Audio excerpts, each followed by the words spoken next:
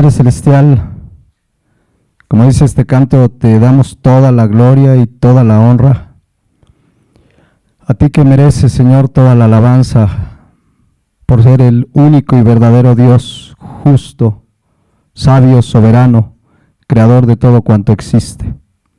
En esta mañana, después de haberte alabado, Señor, queremos venir a tu palabra, queremos conocerte más a través de tu maravillosa palabra, la Biblia.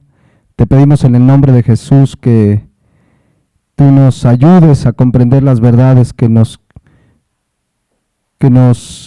enseñó Jesucristo a través de este sermón del monte, de la montaña, Padre, y que sea tu Santo Espíritu guiándonos, que me use para compartir tu palabra y que cada uno de nosotros podamos entender lo que tú quieres de nosotros como tus hijos, como cristianos de a de veras, que hemos sido comprados con la preciosa sangre de Jesucristo, en quien oramos y te damos las gracias. Amén. Amén. Bien, vamos a continuar esta mañana con la serie Cristiano de Verdad. Estamos en la enseñanza número 42, nos hemos detenido en las bienaventuranzas, ya vimos 4 de las 8 bienaventuranzas, o sea, vamos a la mitad de las bienaventuranzas y vamos a leer lo que ya hemos visto, Mateo 5:1. Si me acompañan en sus Biblias, vamos a darle lectura. Dice así: viendo la multitud, subió al monte, y sentándose vinieron a él sus discípulos, y abriendo su boca les enseñaba diciendo: bienaventurados los pobres en espíritu, porque de ellos es el reino de los cielos. Bienaventurados los que lloran, porque ellos recibirán consolación. Bienaventurados los mansos, porque ellos recibirán la tierra por heredad. Bienaventurados los que tienen hambre y sed de justicia, porque ellos serán saciados. Hasta ahí hemos visto, son las 4 primeras bienaventuranzas. Ya explicamos ampliamente que es la manera como Dios obra interiormente en cada verdadero creyente. Dios hace una obra que comienza desde el día de nuestra salvación, comienza a transformarnos interiormente, y claramente estas bienaventuranzas hablan de cómo es y cómo Dios va transformando cada día al verdadero creyente. Por eso dice, bienaventurados los pobres en espíritu, ¿no? Realmente venimos delante de Dios reconociéndonos mendigos espirituales, y luego viene esta expresión, bienaventurados los que lloran, porque en ese momento que nos damos cuenta de nuestra mendicidad espiritual, lloramos, nos lamentamos, y luego venimos mansos, dice bienaventurados los mansos, y venimos dóciles para decir: Señor, ¿qué quieres que yo haga? Haz de mí lo que tú quieres que yo haga. Y finalmente, hace 8 días veíamos que otra de las cosas que produce Dios en nosotros, esa nueva naturaleza, el Espíritu Santo en nosotros, es un hambre y sed de justicia, un hambre y sed profundos de hacer lo recto y justo delante de Dios. Entonces, estas 4 bienaventuranzas van enfocadas muy claramente a cambios internos que Dios produce en nuestro corazón. Desde el día 1 de nuestra conversión, Dios transforma la vida de cada creyente. Nadie que es verdadero creyente puede quedarse igual, porque dice Filipenses capítulo 1, versículo 6, que Él comenzó una buena obra en nosotros y Él la va a perfeccionar. Y entonces vemos estas bienaventuranzas van ligadas una a la otra. Venimos pobres en espíritu, miserables, lloramos, nos lamentamos, pero ahora mansos dejamos que Él obre en nosotros, y finalmente ahora tenemos un hambre y una sed por hacer lo recto y justo delante de Dios. Y ahora las siguientes 4 bienaventuranzas, esos cambios internos que Él está haciendo en nosotros, comienzan a manifestarse hacia afuera. Las siguientes 4 bienaventuranzas que vamos a ver son la vida del creyente hacia afuera. Vamos a leerlas. Dice Mateo 5:7, bienaventurados los misericordiosos, porque ellos alcanzarán misericordia. Luego dice el 8, bienaventurados los limpios de corazón. Luego dice el 9, bienaventurados los pacificadores. Y luego dice el 10, bienaventurados los que padecen persecución. Ya veremos cada uno, pero comencemos por Mateo 5:7. Aquí hay una expresión de cómo ya ese cambio interno que Dios está haciendo dentro de nosotros se comienza a manifestar hacia afuera, en mi vida diaria, en mi relación con los demás. Por eso dice Mateo 5:7, bienaventurados los misericordiosos. Ahora, ese cambio interior que Dios está haciendo produce en nosotros una misericordia, el ser misericordiosos. ¿Qué significa ser misericordioso? Miren, hoy nos vamos a introducir en esta verdad y en 8 días concluimos y enriquecemos esta enseñanza. Pero la palabra misericordioso viene del griego eleemón y significa compasivo. Una persona que es compasiva, misericordioso. Es decir, que sientes compasión por las aflicciones, por las miserias, por las dificultades, por las tragedias, por los sufrimientos que padecen otros. Eso es misericordia. El diccionario de la Real Academia de la Lengua Española trae una muy buena definición. Escuchen, dice así: misericordia o ser misericordioso, inclinación a sentir compasión por los que sufren y ofrecerles ayuda. Voy a volverlo a leer. Inclinación a sentir compasión por los que sufren y ofrecerles ayuda.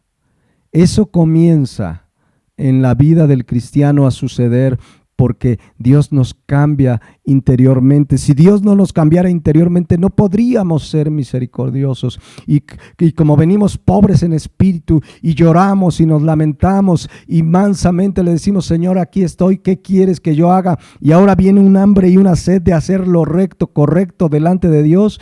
Ahora el creyente es misericordioso. Comienza a expresar hacia los demás misericordia. Misericordia que, por cierto, primeramente recibimos de Dios hacia nosotros.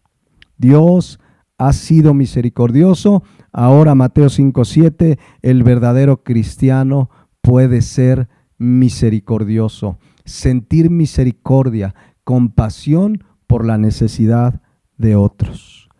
Todo pues, insisto, porque primeramente Dios ha sido misericordioso. La Biblia, a lo largo de todos sus libros, habla de la misericordia de Dios. Los salmos tienen cantidad de versículos que hablan de cómo nuestro Dios es misericordioso. Por ejemplo,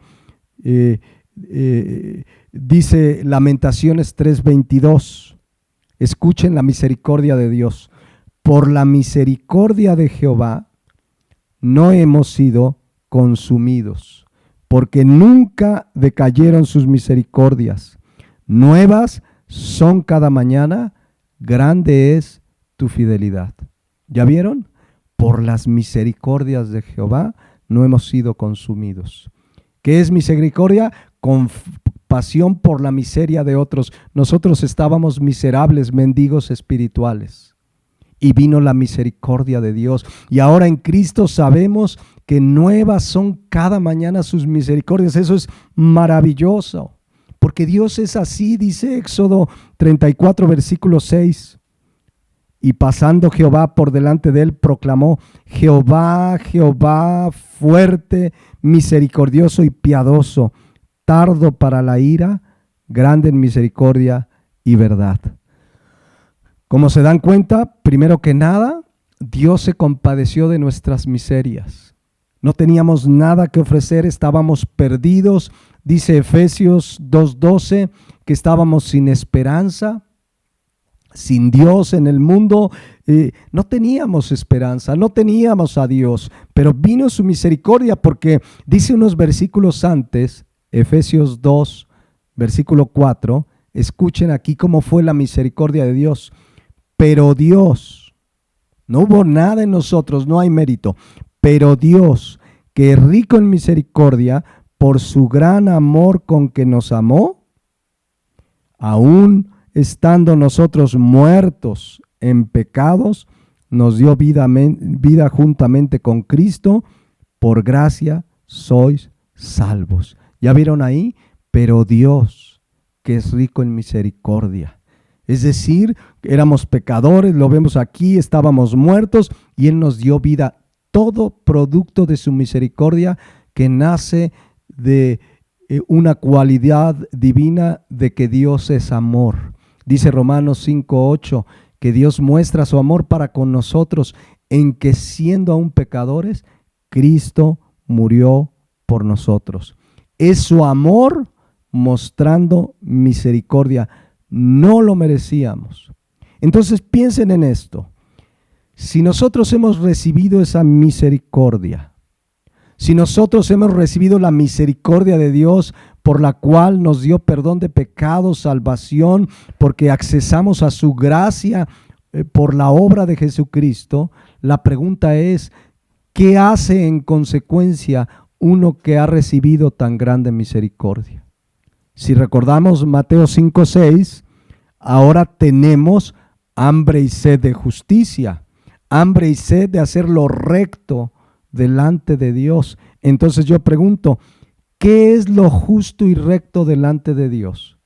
Que haga una persona que ha recibido la misericordia de Dios tan grande que lo llevó a la salvación sin merecerlo. ¿Qué es lo correcto que ahora haga un verdadero creyente que ha recibido la misericordia de Dios?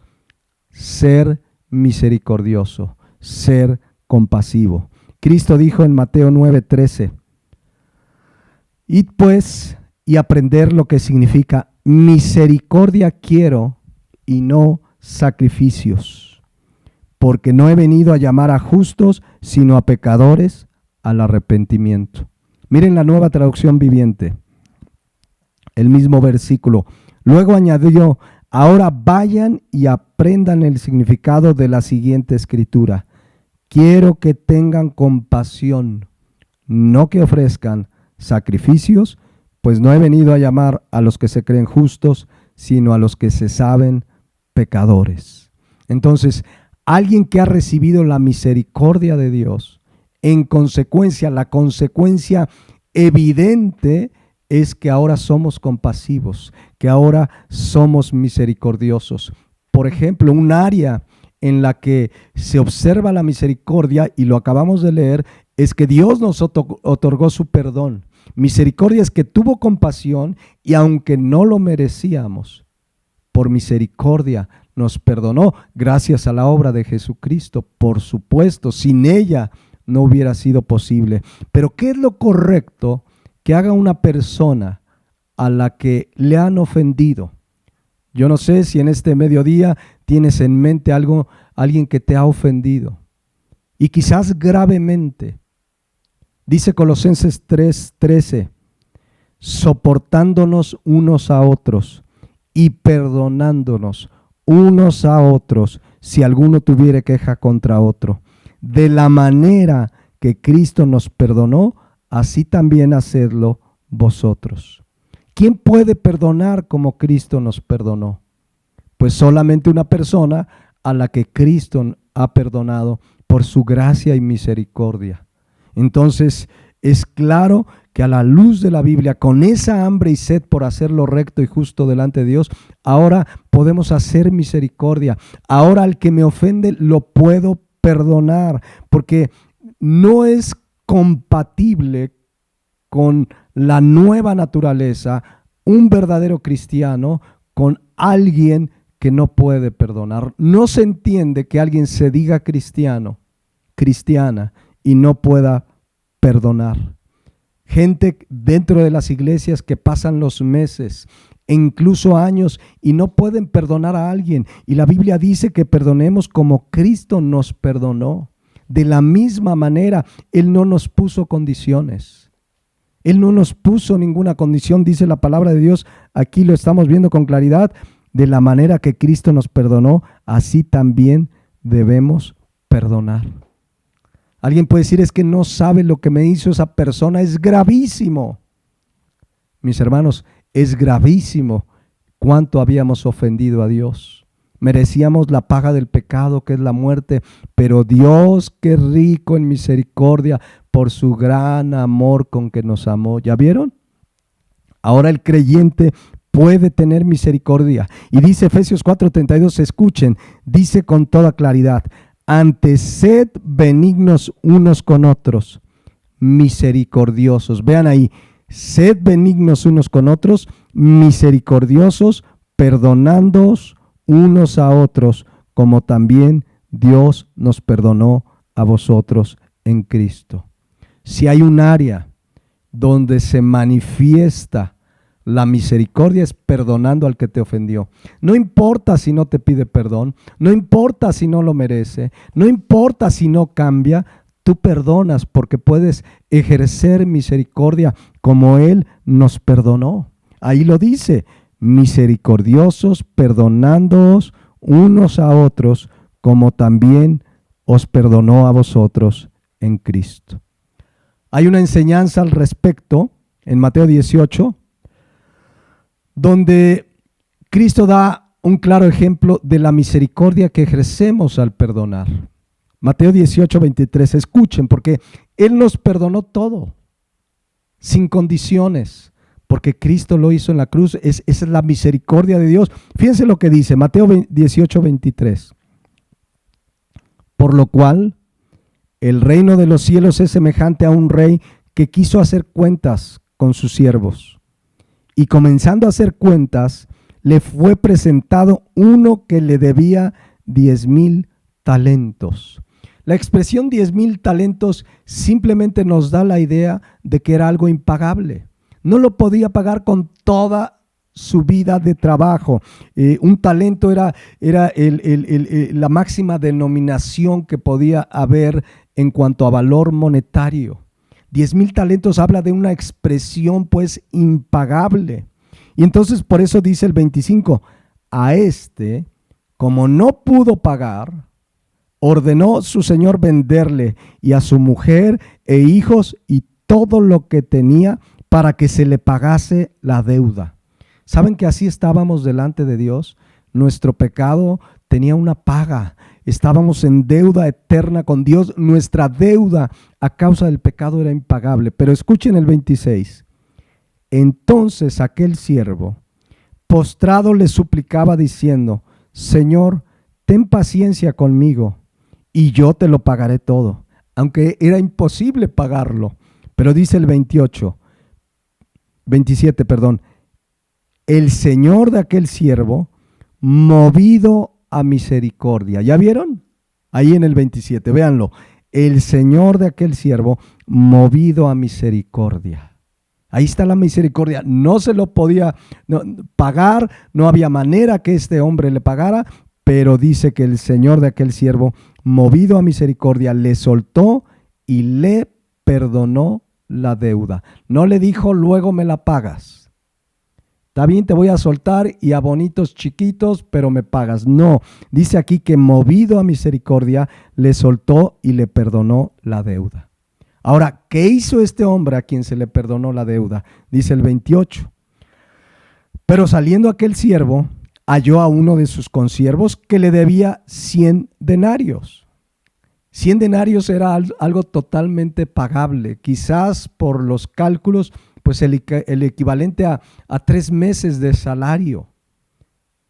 Entonces creo que eso es totalmente pagable. Pero miren lo que hizo este hombre. Y haciendo de él lo ahogaba diciendo, págame lo que me debes. Entonces su consiervo, postrándose a sus pies, le rogaba diciendo, ten paciencia conmigo y yo te lo pagaré todo. Versículo 30, mas él no quiso, sino fue y le echó en la cárcel hasta que le pagase la deuda.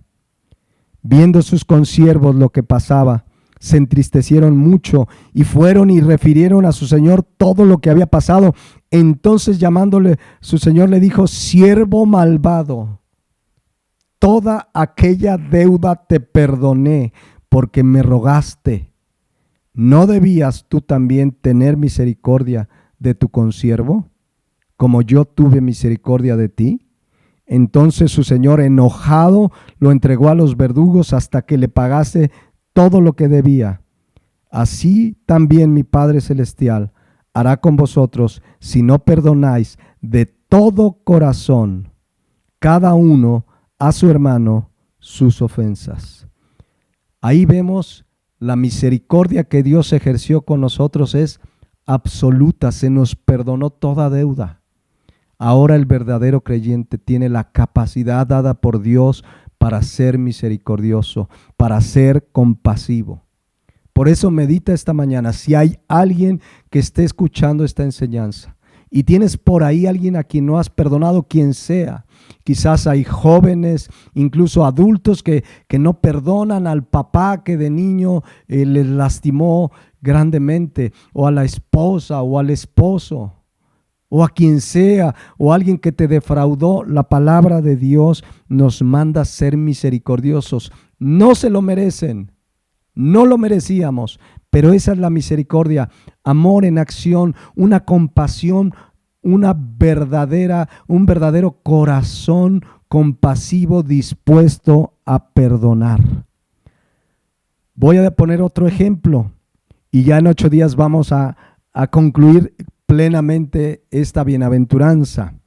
Pero en Lucas 10, el Señor Jesucristo puso claramente un ejemplo de misericordia, de ser compasivo, de compadecerse por las aflicciones, tragedias, sufrimientos, necesidades de los demás. Es una historia que se conoce como el buen samaritano. Seguramente la mayoría la han escuchado, la tenemos presente, pero vamos a leerla y veamos cómo claramente el Señor Jesucristo nos dice quién es el verdadero creyente y que en consecuencia muestra misericordia, escuchen, a su prójimo, a quien sea, porque es movido a misericordia. Dice Lucas 10:25. Vamos a leer el antecedente para ver cómo se llega al ejemplo que puso Jesucristo. Dice ahí, y he aquí, Lucas 10:25, un intérprete de la ley se levantó y dijo para probarle: Maestro, ¿haciendo qué cosa heredaré la vida eterna? Quiero que noten varias cosas en este versículo antes de entrar de lleno al ejemplo de lo que es la misericordia al prójimo. Este hombre, dice aquí el versículo 25, que quiso probar a Jesucristo. La palabra probar, ekpeirazo en el griego, habla de tentar, de tratar de tenderle una trampa, a ver si lo caía en alguna mentira, a ver si lo hacía tropezar, a ver si lo avergonzaba. O sea, venía con una mala intención este hombre con Jesucristo. Quería ponerle un 4 a Jesucristo, a ver si cae este que se dice el Mesías. ¿Ustedes creen que podía Jesucristo caer en un error? ¿Ser avergonzado siendo Dios? Pero este hombre quería tentarlo. Venía con malas intenciones. Solo que dice aquí el versículo 25 que era un intérprete de la ley. Vean qué tremendo esto. Era un intérprete de la ley. ¿Quién era un intérprete de la ley? Bueno, era una persona, ¿verdad?, de los religiosos del tiempo que se dedicaba a estudiar el Antiguo Testamento, interpretarlo y explicarlo. Fíjense nada más al pueblo de Israel, a los discípulos que tenían. Pero es claro que este hombre, por más que conocía de las Escrituras, no tenía una buena interpretación, no las entendía. Porque así sucede con cualquier persona que no cree en Jesucristo, porque este hombre no creía en Jesucristo. Lo quería tentar, lo quería hacer caer. Y la palabra de Dios es muy clara en 1 Corintios 2:14, cuando dice que el hombre natural, es decir, el hombre sin Cristo, no percibe las cosas que son del Espíritu de Dios, porque para él son locura. Y dice ahí, no las puede entender, porque se han de discernir espiritualmente. Fíjense, si lo meditamos bien, para este intérprete de la ley, era una locura creer que el hombre que tenía enfrente era el Mesías del Antiguo Testamento. No podía entender que Jesucristo era el Mesías prometido y hasta vino a tentarlo. Vino a tratar de hacerlo caer en una trampa. No creía que era el Mesías, no entendía, porque no era un hombre que creía en Jesucristo, aunque se decía intérprete de la ley. Bien dijo Jesucristo en Mateo 13:13 a los fariseos, a los religiosos: por eso les hablo por parábolas, porque viendo no ven y oyendo no oyen ni entienden. Así hay muchas personas, escuchen, aún dentro de las iglesias. Oyen y no entienden, leen la Biblia y no entienden, porque se ha de discernir espiritualmente y a veces conocen mucho, pero no entienden espiritualmente. Así pasó con este intérprete de la ley, no entendía, no creía que el hombre que tenía enfrente era Jesucristo, no había nacido de nuevo, y dice Lucas 10:25, vean qué tremendo, y aquí un intérprete de la ley se levantó y dijo para probarle: maestro. Miren, esto suena hasta burla, mis hermanos. Hemos estudiado la relación que había entre un maestro y un discípulo. ¿Se acuerdan cuando vimos el tema en esta serie de un verdadero discípulo? Quiere imitar a su maestro, sigue los pasos de su maestro, quiere ser una calca de su maestro, quiere seguir cada enseñanza de su maestro. ¿Ustedes creen que este intérprete de la ley, que quería tentar a Jesucristo, lo consideraba su maestro? ¿Que realmente se sentía un discípulo? Por supuesto que no. Sonaba burla que le dijera maestro, cuando ni siquiera creía que él era el Mesías. Como suena burla que alguien se diga cristiano y no sea misericordioso. Como suena burla que alguien se diga cristiano y no haga lo recto y justo delante de Dios de manera cotidiana. Como suena burla que alguien se diga cristiano porque repitió una oración y no puede perdonar a alguien que lo ha ofendido. Entonces le dice aquí, regreso a Lucas 10:25, maestro, ¿haciendo qué cosa heredaré la vida eterna? Noten la pregunta. ¿Haciendo qué cosa heredaré la vida eterna? Este hombre, igual que la mayoría de la gente, tenía metido en su cabeza que para heredar vida eterna había que hacer algo. Obras, ritos, hacer algo, hacer obras. O sea, la gente así lo tiene metido en su cabeza. ¿Qué hago para ganarme el cielo? Pues buenas obras. O toca puertas en las casas repartiendo libros religiosos. O pórtate bien. Y la gente tiene metida en su cabeza que hay que hacer algo. Y el martes recordábamos Efesios 2:8 y 9.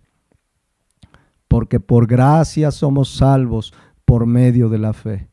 Y esto no de vosotros, pues es don de Dios, no por obras, para que nadie se gloríe. Pero este intérprete que conocía la ley, supuestamente la interpretaba, no entendía que la salvación es una gracia y esa es una verdad que corre desde el Antiguo Testamento.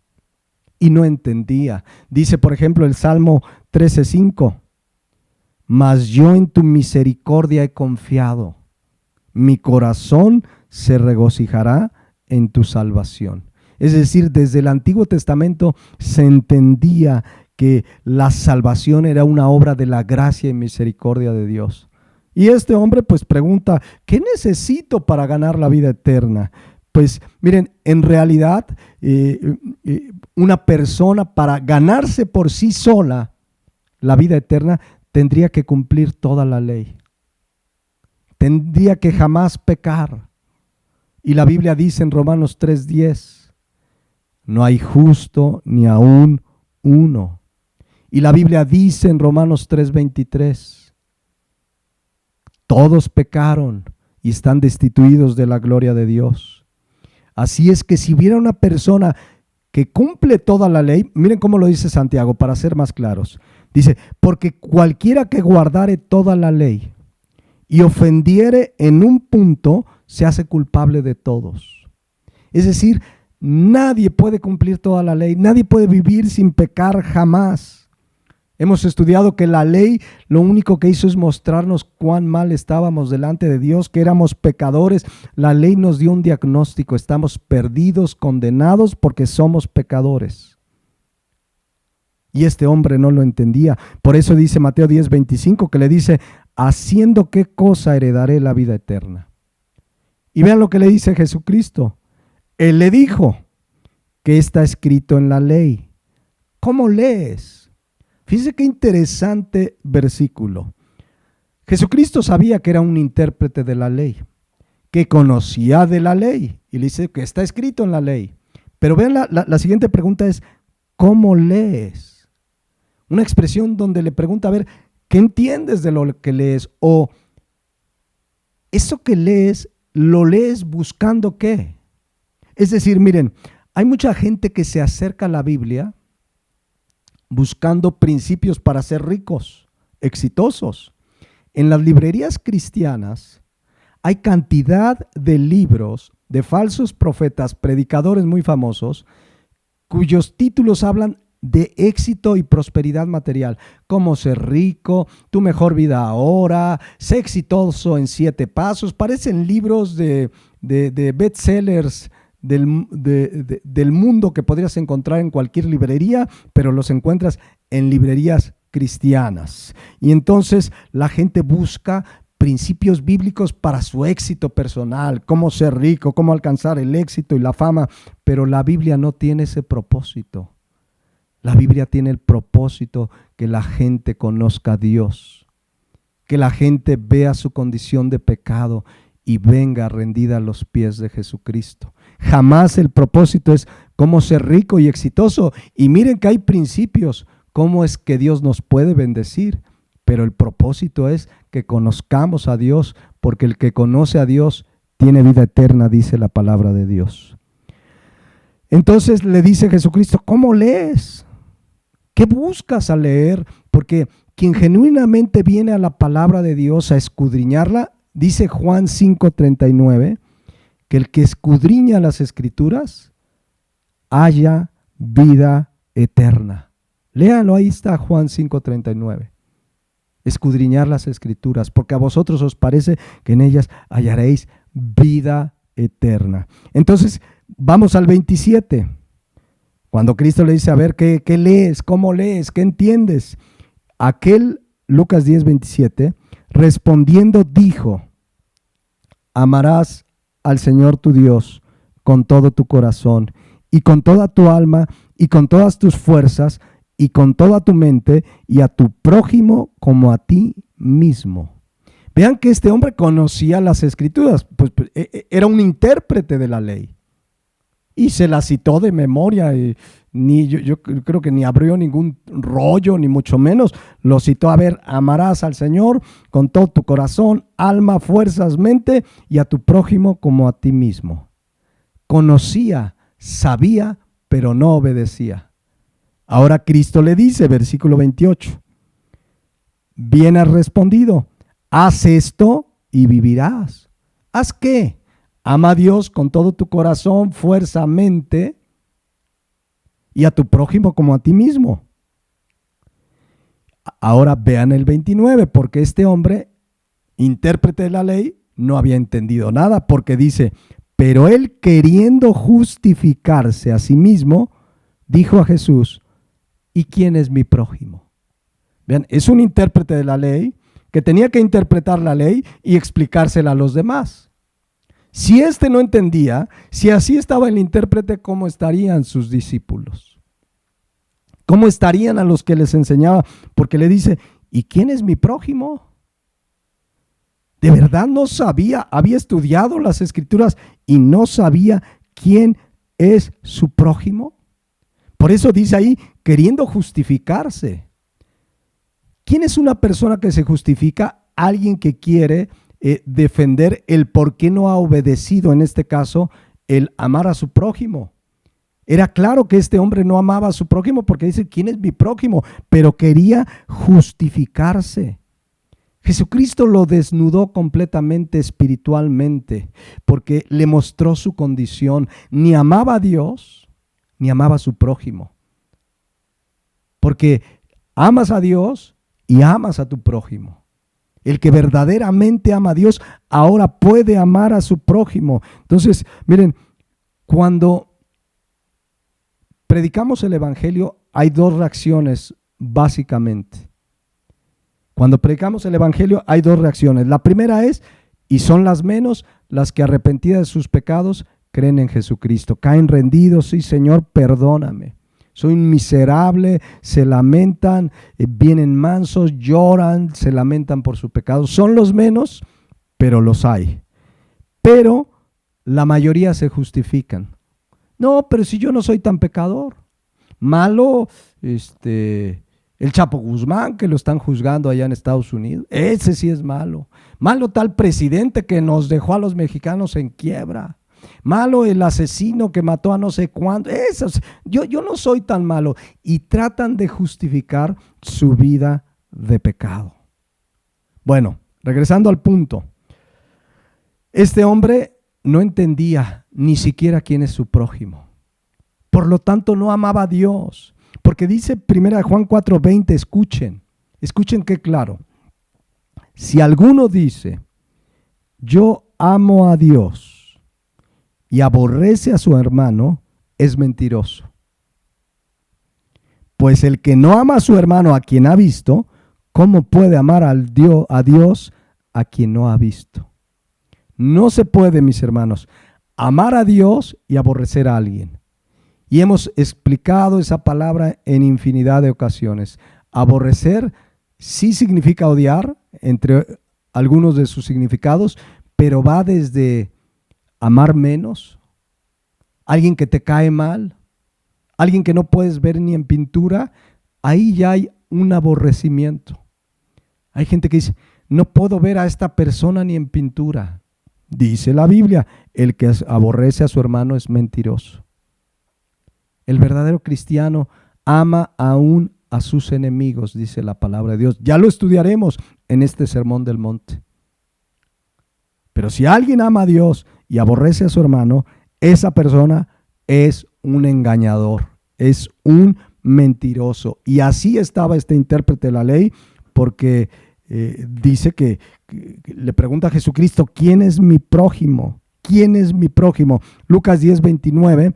La palabra prójimo, fíjense, la palabra prójimo significa próximo, significa el que está cerca de ti, el que está junto, el más cercano. Es decir, como seres humanos, siempre tenemos un prójimo, alguien cerca. Vas en la ruta y tienes muchos prójimos. Estás en el trabajo y tienes muchos prójimos. Estás en la escuela y tienes muchos prójimos. Vives en una colonia y hay muchos prójimos. Y prójimos, pues comienza con los más cercanos. Tu esposa, tu esposo, tus hijas, tus hijos, tus papás, los hermanos, la familia, los hermanos en Cristo. Esos son los prójimos más próximos, pero prójimo es cualquiera. Pero ¿dónde comienzo yo a ejercer misericordia? Pues con el prójimo más próximo. O sea, con el que está cerca de mí en ese momento. Y comenzando por los del hogar, ¿no? Dice Primera de Timoteo 5:8, hablando para el que debe proveer, ayudar en la familia, dice, porque si alguno no provee para los suyos, y mayormente para los de su casa, ha negado la fe y es peor que un incrédulo. O sea, una persona que ni siquiera en su casa es buen prójimo. Ni siquiera en su casa cumple sus deberes como cabeza de hogar, como responsable de ese hogar. Hay gente que, se dice aquí en México, candil de la calle y oscuridad en su casa. Hay gente que es bueno para ayudar al prójimo de afuera y no a los de su casa, ¿no? No sé, hay quien a lo mejor viene la vecina cargando el mandado y ahí sale el vecino, le ayudo, vecinita. Y luego ve a la esposa y dice, no, mi esposa esa es bien fuertota, esa sí aguanta. O sea, puedes hacer lo uno y puedes hacer lo otro. El verdadero cristiano sabe que su prójimo es cualquier persona en necesidad y está dispuesto a ayudarlo, a ejercer misericordia, porque a esto va Jesucristo, a explicar quién es el prójimo y que a cualquier persona, el verdadero creyente, le expresa misericordia, compasión cuando está en necesidad. Fíjense, dice ahí, Lucas 10:30, porque ya le va a explicar Jesucristo quién es su prójimo y pone claramente el ejemplo de lo que es misericordia. Lucas 10:30, respondiendo Jesús dijo, un hombre descendía a Jerusalén, un hombre quien sea. Aquí el problema no es quién, sino los demás que hicieron con lo que pasó. Un hombre descendía a Jerusalén, de Jerusalén a Jericó, y cayó en manos de ladrones, los cuales le despojaron, e hiriéndole, se fueron, dejándolo medio muerto. Hay una persona ahí herida a la que unos ladrones, dice aquí, le despojaron. Le quitaron todo. Le quitaron todo. Fíjense, los ladrones tienen una mentalidad que obviamente viola la palabra de Dios, pero de que lo mío es mío y lo tuyo es mío. Y si me gusta, te lo quito a como dé lugar. Esa es la mentalidad de codicia del ladrón. Lo suyo no lo comparte, pero lo de otros hasta se los quita si le interesa, y si es necesario ejercer violencia como estos que lo dejaron medio muerto, lo van a hacer. Estos ladrones violaron el 8º mandamiento. Éxodo 20:15, no hurtarás. Ahí en el YouTube tenemos la serie completita de los 10 mandamientos y explicamos ampliamente qué es no hurtarás. Pero bueno, alguien puede decir, estos ladrones, qué mala onda, lo golpearon, le robaron. Ay, no, qué bueno que yo no soy ladrón. Pero ladrón es el que le quita a alguien lo que le pertenece, o el que tiene algo de alguien y no se lo devuelve. Por ejemplo, hay quien dice, yo en mi trabajo no he robado, porque muchos lo reducen, no le he quitado dinero a la empresa físicamente. Pero si tú en tu trabajo tienes asignada una comisión, trabajas 8 horas y 2 te las pasas en Facebook, te vas 2 a comer, dices que vas al baño 10 veces y realmente trabajas 2, le estás robando a tu patrón. El verdadero cristiano es diligente, responsable. Entonces, sí, qué mal ese ladrón que golpearon a esta persona y la dejaron media muerta, pero también es un ladrón el que toma algo que no le pertenece, el que no devuelve algo que no le pertenece. Por ejemplo, cuando una persona le debe dinero a alguien y no paga esa deuda, esa persona es un ladrón. ¿Cómo la ven? No necesitas salir con pistola y asaltar a la gente en la calle para que digan, ese es un ladrón. No, cuando alguien no paga una deuda, es un ladrón. Ahora alguien puede decir, mire pastor, ¿qué cree? Yo sí tengo una deuda, la verdad. Pero como dice el dicho, debo no niego, pago no tengo. Entonces sí quiero pagar, pero no tengo. A ver, cuando una persona está endeudada, bíblicamente, pues sí, compras tu comida, lo necesario, pero cualquier excedente lo dedicas a pagar. Si ya te endeudaste, le pediste perdón a Dios, Señor, perdóname, no confío en ti, tuve que endeudarme, bueno, ahora a pagar. Y suples tu necesidad, a lo mejor tienes tu esposa y 10 hijos, bueno, que todos coman, que tengan lo necesario, y te sobran 10 pesos a pagar al acreedor. Si no, le estás robando. Este principio está, y alguna vez lo estudiamos, allá en 2 Reyes 4, cuando Eliseo tuvo un encuentro con una viuda, donde de manera milagrosa Dios suplió a esta viuda su necesidad a través de Eliseo. Pero hay un principio que quiero recordárselos, Segunda de Reyes 4:7. Viene el milagro, la viuda le es suplida su necesidad a través de unas tinajas de aceite, que era un medio por el cual se podía pagar, tenían un costo. Y fíjense la instrucción.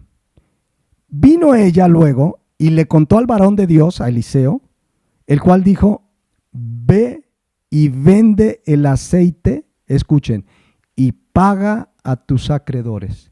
Esta viuda tenía acreedores. Había muerto el marido y había deudas.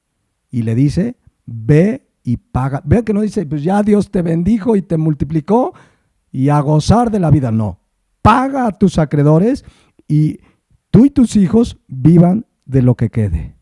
Es decir, quiero que vean el principio bien claro. Cualquier excedente, más allá de lo que necesito para vivir, mi comida, lo estrictamente necesario, si tengo una deuda, debo dedicarlo a pagar. Si no, esa persona es un ladrón. Hay gente que dice: no, es que no tengo para pagar, hermano, y sacan un iPhone 12 Pro Max. Pero ¿cómo no tienes para pagar?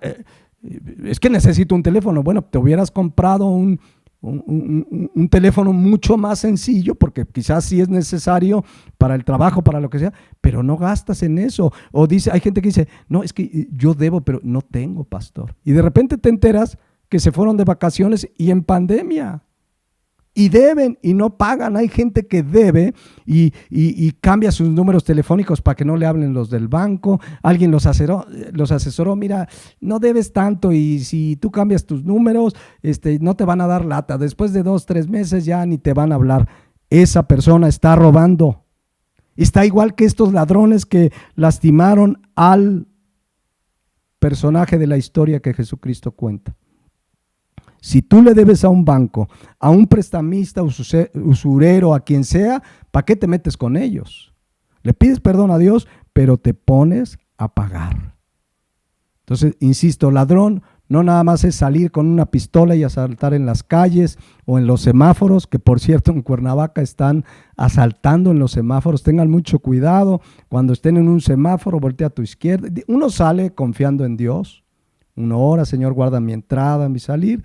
Pero no está de más que seamos avisados, ¿no? El avisado ve el mal y se esconde, es decir, es precavido. Entonces en los semáforos están dando cristalazos, no sé si vinieron de la Ciudad de México acá, hay que cuidar. Pero entendemos pues que no solamente esas personas son ladrones. Tomar algo que no es tuyo, no devolver lo que no es tuyo, es robar. No pagar impuestos es robar. ¿Se acuerdan Lucas 20:25? Que dice la palabra de Dios: dad al César lo que es de César y a Dios lo que es de Dios. Cuando no das a Dios lo que es de Dios y al César lo que es del César, estamos robando. Entonces, hago estas precisiones para entender bien el contexto. Regreso a Lucas 10:31. Ahí está el hombre medio muerto, los ladrones lo despojaron, lo dejaron malherido, medio muerto, dice ahí. ¿Y qué pasa? Aquí viene la historia del prójimo y la misericordia. Lucas 10:31. Aconteció que descendió un sacerdote. Los sacerdotes del Antiguo Testamento, los que ministraban en el templo de Dios. Aconteció que descendió un sacerdote por aquel camino y viéndole, lo vio medio muerto, herido. ¿Y qué dice? Pasó de largo. No tuvo misericordia, no le importó. Él a lo mejor iba a predicar y dijo: no, yo tengo que predicar, Dios mío, y hay que se quede. Luego dice el versículo 32, asimismo un levita, llegando cerca de aquel lugar y viéndole, pasó de largo. También a lo mejor dijo: tengo que ir a la alabanza. Recuerden que los levitas, entre otras de sus funciones de servir en el templo, estaban los de la alabanza. Y a lo mejor dijo: no, es que tengo que tocar en la alabanza de la iglesia y está medio muerto, pero yo me sigo de largo. Ambos eran religiosos nada más. No tenían misericordia. No no amaban a Dios porque no amaban a su prójimo. Ahí tenían un prójimo herido, maltratado, no tuvieron compasión, lo vieron en desgracia y pasaron de largo. No eran bienaventurados, no eran Mateo 5:7, bienaventurados los misericordiosos, porque de ellos alcanzarán misericordia. Mis hermanos, muchas veces el cristianismo que se vive hoy en día es como el de los levitas y el sacerdote que se mencionan en esta historia. No hay misericordia en muchos creyentes o que se dicen cristianos en este tiempo. Desgraciadamente, cuando vemos hay una necesidad, se expresan necesidades. Bueno, estamos en pandemia, hermano, no se puede ni visitar, está bien. Una llamadita, hermano, voy a orar por ti. Que murió el familiar de fulano, le voy a hablar a ver si puedo hacer algo. Decirle, mi hermanito, mi hermanita, voy a orar por usted. Porque para muchos ya la pandemia es el pretexto. Ya es el pretexto fabuloso para no tener misericordia. A veces una llamada, muchas veces creen que nada más es ayudar es con dinero, pero a veces una palabra de consuelo, hermano, aquí estoy. Por eso el cristianismo de hoy en día se parece mucho al de este levita y este sacerdote. Y si no somos misericordiosos entre nosotros, ¿qué con el prójimo que está allá afuera? Que por cierto, el prójimo que está allá afuera, fuera de Cristo y fuera de la iglesia, ese tiene una gran necesidad primaria, el evangelio de Jesucristo. Y nosotros tenemos la respuesta. Cuando no vamos y les predicamos, no hay misericordia. Y también podemos ayudar ante la necesidad de la gente. Por eso vemos esta historia que pone Jesucristo y pone a un sacerdote y pone a un levita y ninguno de los dos hizo nada. Y podían haberlo ayudado. Mis hermanos, hemos sido llamados a ser misericordiosos, compasivos. Entre nosotros, Cristo dijo, en esto conocerán que son mis discípulos, si tuvieres amor unos por los otros. ¿Cuántos quizás en este tiempo están pasando una necesidad económica? ¿Y cuántos quizás en este tiempo de pandemia hasta han sido mayormente bendecidos en su economía? Saben que la Biblia tiene un mandato para los ricos de este siglo, hablando Pablo a Timoteo de los ricos en la iglesia. Rico no es aquel que tiene dinero como Carlos Slim.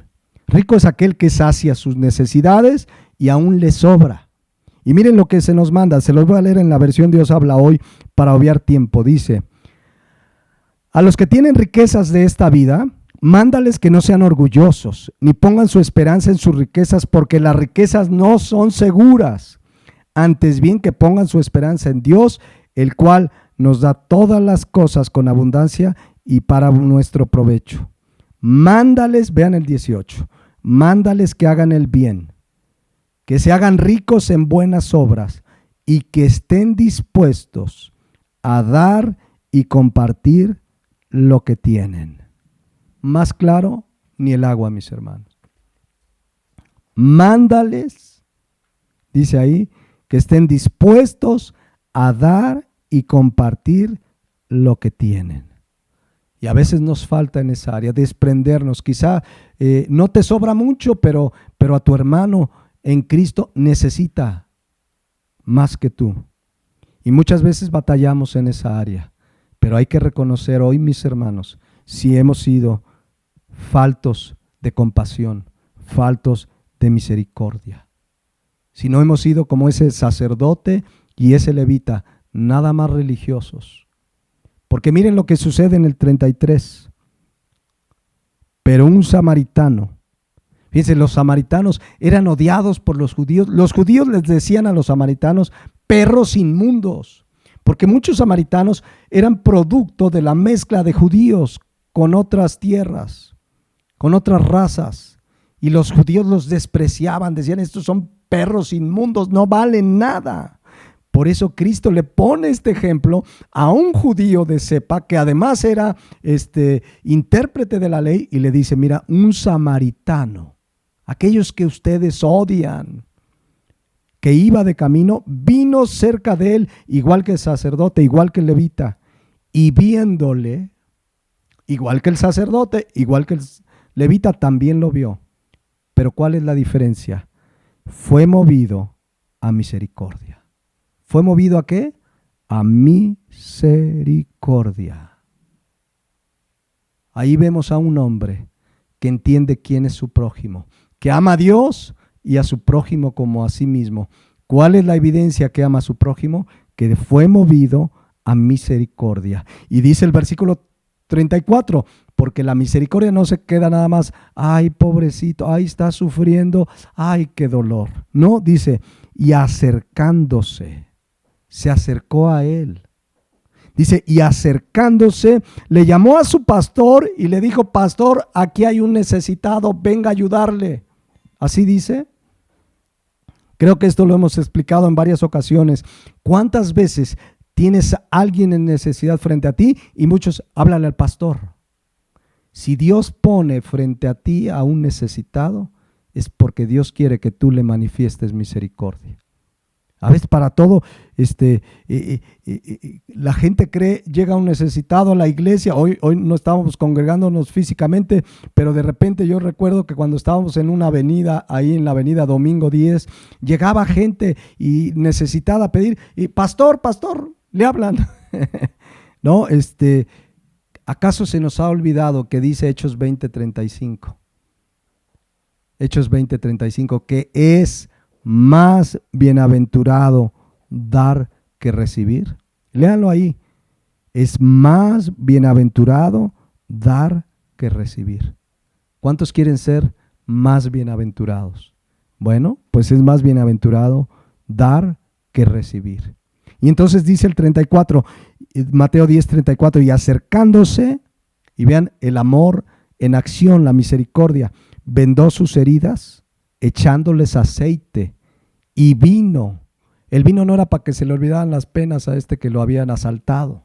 El vino era antiséptico, el aceite era para sanar la herida, y poniéndole en su cabalgadura, lo llevó al mesón y cuidó de él.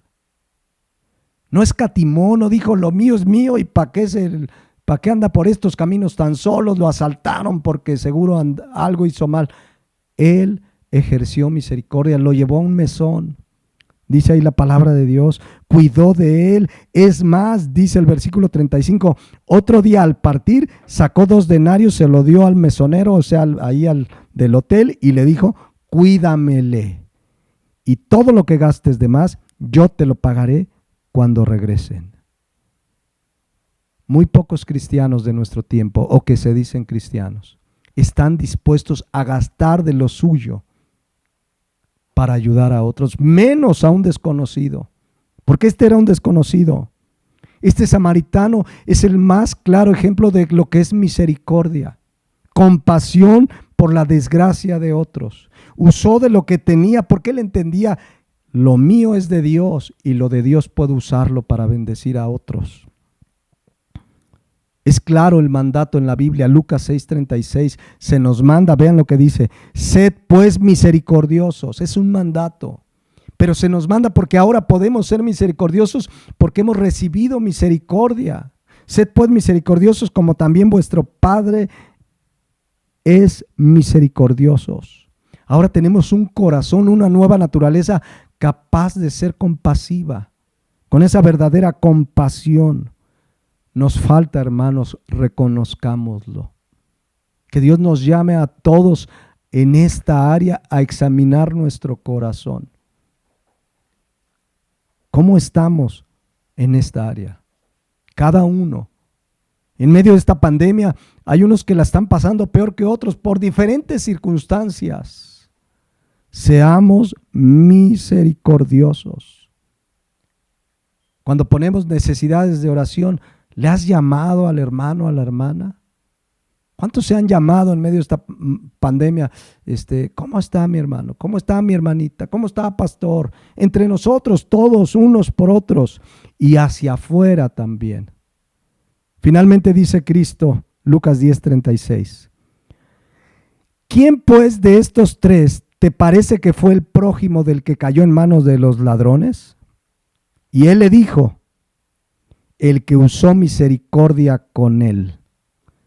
Entonces Jesús le dijo, ve y haz tú lo mismo. Yo creo que con esto podemos concluir por hoy. Dios te dice esta mañana y me dice a mí, ve y haz tú lo mismo que hizo el samaritano por ese hombre en desgracia. Ve y haz tú lo mismo. Hermanos, no basta con decir te amo, te amo, te amo, te amo. Dice 1 Juan 3:18. Hijitos míos, no amemos de palabra ni de lengua, sino de hecho y en verdad. Y una de la manera más clara de mostrar amor es mostrar misericordia hacia el prójimo. Y esos son, Mateo 5:7, bienaventurados los misericordiosos, porque ellos recibirán misericordia. En 8 días concluimos qué significa alcanzar misericordia y abundaremos un poco más en este versículo. Pero meditemos hoy. ¿Estamos haciendo como el samaritano? ¿Vemos la necesidad de los demás y pasamos de largo? Cada uno examine su corazón. Hemos sido llamados a ser misericordiosos. Ve tú y haz lo mismo, dice el Señor. Despidámonos en oración. Mientras estamos en esta actitud de oración, meditemos.